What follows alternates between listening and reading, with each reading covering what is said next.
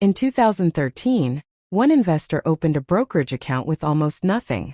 He wasn't wealthy. He wasn't a finance professional.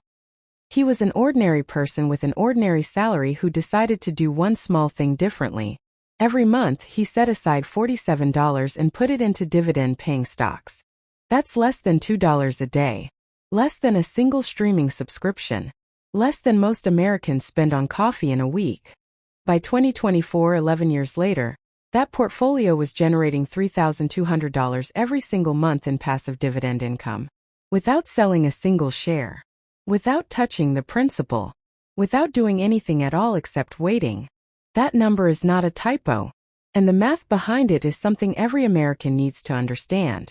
Let's start with what a dividend actually is. When you buy stock in a company, you become a partial owner of that business.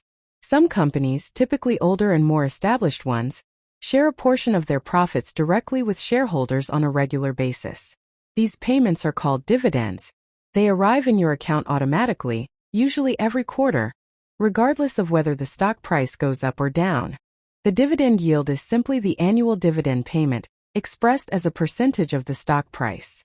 If a stock trades at $100 and pays $4 per year in dividends, the yield is 4%. Our investor in 2013 focused on companies with dividend yields averaging around 4%, with a strong history of increasing their dividends every year. This second detail is the part most people overlook entirely. It is also the part that explains everything. Here is why dividend growth changes the entire equation. When a company raises its dividend, it raises it on every share you own, including shares you bought years ago at a lower price. So your effective yield on your original investment keeps rising, even if you never add another dollar. If you bought a stock at $100 with a 4% yield, and the company raises its dividend 7% every year, within 10 years your effective yield on that original $100 investment is no longer 4%. It is over 7%. In 20 years it approaches 15%. Your money is working harder every year without you doing anything. This is what researchers call yield on cost, and it is one of the most powerful and least discussed concepts in personal finance. Now let's run the exact math on what our investor did.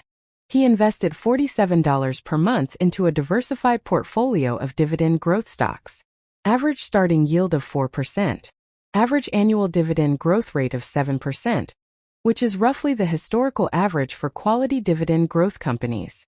And critically, he reinvested every single dividend automatically through a process called DRIP, Dividend Reinvestment Plan, which means every dividend payment purchased additional shares, which generated additional dividends, which purchased additional shares. This is compound growth in its purest form. Not just your money earning returns. Your returns buying more assets. Those assets generating more returns. Those returns buying more assets. A loop that never closes. By the end of year one, he had contributed $564, and his portfolio had paid him roughly $23 in dividends. Not impressive. He reinvested all of it. By year 4, the compounding had begun to accelerate visibly. His monthly dividend income crossed $200. He had put in less than $2,300 in total contributions, but his portfolio had grown significantly larger due to reinvested dividends and share price appreciation. His effective yield on original investment had already climbed above 5%. By year 7, his monthly income crossed $800. His portfolio was now generating enough passive income to cover a car payment, a utility bill, and groceries simultaneously, every single month, from investments he made with less than the cost of a daily coffee. By year 11, 2024, his monthly dividend income crossed $3,200. That is over $38,000 per year in passive income generated from a portfolio built on $47 monthly contributions and relentless reinvestment. To put that in perspective, the average American worker earns around $56,000 per year. This investor's passive income now replaces more than half of that average salary, generated from contributions that most Americans spend on things they cannot name 6 months later. So why doesn't everyone do this? There are 3 reasons. The first is time horizon resistance. The early years of dividend investing are genuinely unimpressive.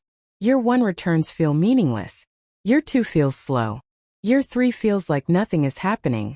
Most people quit before the compounding reaches the acceleration phase, which typically begins in earnest between years 5 and 7. They abandon the strategy during its least visible phase and never experience its most powerful one. The second reason is yield chasing. Many investors, when they discover dividend investing, immediately chase the highest yields they can find. A 10% yield looks more attractive than a 4% yield. But high yields are often signals of distress. Companies in trouble sometimes offer unusually high dividends because their stock price has collapsed.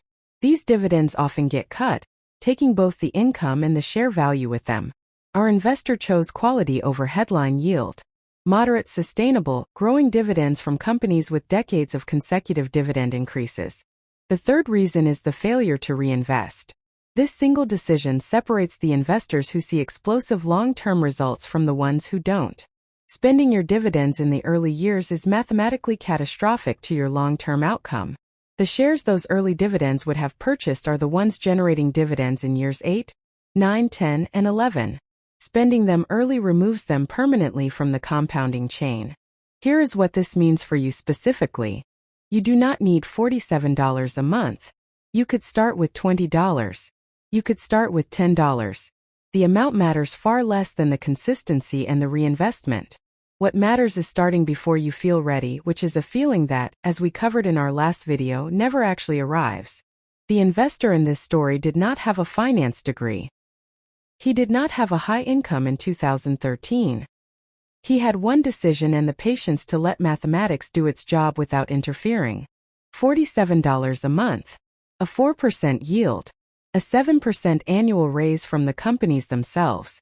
11 years of automatic reinvestment. $3,200 a month. Forever. And still growing. That is not a get-rich-quick story. It is something far more powerful. It is a get-rich-slowly story. And slowly, in this context, turns out to be the fastest path anyone actually has access to. What is your excuse?